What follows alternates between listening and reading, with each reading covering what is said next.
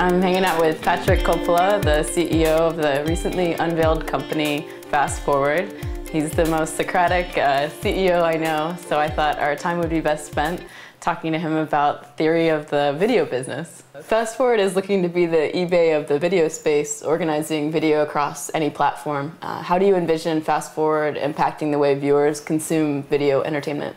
So the main way that people consume video content presently is through their cable services. And there they have a limited number of choices and they have a limited number of power. And this is why most people suffer from the 500 channels and nothing on problem. And what ffwd's trying to do is replace that model with a personalized channel lineup for every single person. And the only way that we can do that is if we are able to organize all of the video on the internet into self-organized sets, namely channels of content that people can then subscribe to. You'd be able to turn on your TV or your laptop or your mobile device, log into your ffwd account, and be presented with a series of programs personally selected for you. That's a pretty big switch in the way you consume your video content. Congrats on your Great American Music Hall gig. Thank you. Are you going to leave us behind and go become a rock star now? I don't think so, you know. Hold on one second. Okay. Sorry. Action. Yeah, I don't think so. Oh, start a little bit. Make sure you look at her. Look at her. Okay. Can you speak to the difference between the music industry's download business model and the video's media-based approach? One of the first things that I learned early on when I started meeting with studios and networks, the folks who are in the business of creating and publishing content, who you would think are analogous to the record labels in the music industry, is that all the difficulty that we had in trying to get the record industry to play either in downloads or in streaming, not at all the problem when it comes to the video space, because they've already been operating a business where they distribute their content as widely as possible and for free and make their money off of advertising. And so for them to transition to an internet model that's inherently the same is a simple transition. And it's only in retrospect that I realized that the problem in the music industry is that you had record labels whose business was built on transactions. Whereas when I went to talk to the networks, they're like, so you're telling me that you don't even want a copy, you don't want people to be able to download it, you just want to take the stream that we were giving you and give it to somebody else. And I said, yeah, that's basically what I'm saying. And I'm like, sure, why wouldn't we do that? Being a recommendation platform and not just a recommendation company is a significant difference. Can you speak to the goals of creating this platform and where you see the industry and ffwd within it in 5 years? So there's two things going on here. The first is we fully expect that pure play recommendation companies, just by their very nature, ought to be better at making recommendations than we could. And for that matter, any of our publishing partners could.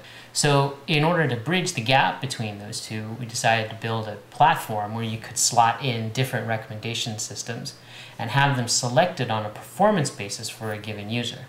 And that's actually where the second thing comes in. Since ultimately ffwd's in the audience business and not in the recommendation business, it serves our interests and the interests of our customers if we're able to organize even the recommendation information for them, in addition to just the video information. Where do social entertainment devices like the Wii fit into your launch?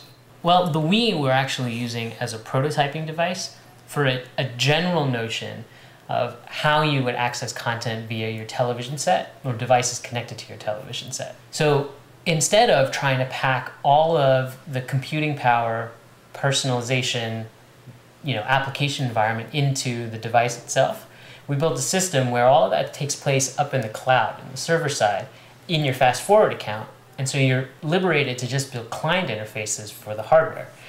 And so in the case of the Wii, we were able to build an interface that takes advantage of the Wiimote's particular capabilities. You can actually have two screens simultaneously logged into your ffwd account and actually affecting each other. So the Wii, for instance, it would be painful to search, to keyword search using the Wii because there's no keyboard. There is one, but it's a virtual keyboard, and you have to like sit there and point the finger at the different keys. But if instead you have a mobile device that's also able to log into your FastForward account, say it's an iPhone, and you have a keyboard on that device, and you perform your search using that and click Add to Favorites, well, it can be immediately populated on your Wii because there's no syncing involved. It's all the same data source. How does FastForward interact or integrate with Facebook and other social platforms? Put it glibly, we don't think that people want to watch TV inside of Facebook. They do want their television programming to be affected by the information that's within their Facebook profile.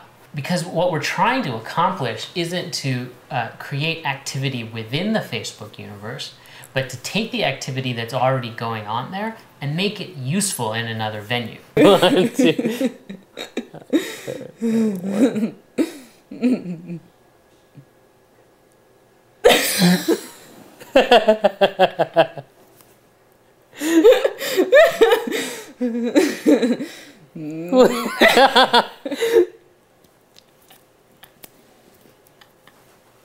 Ah! Oh, that was fun. I like beating people at them more. Oh.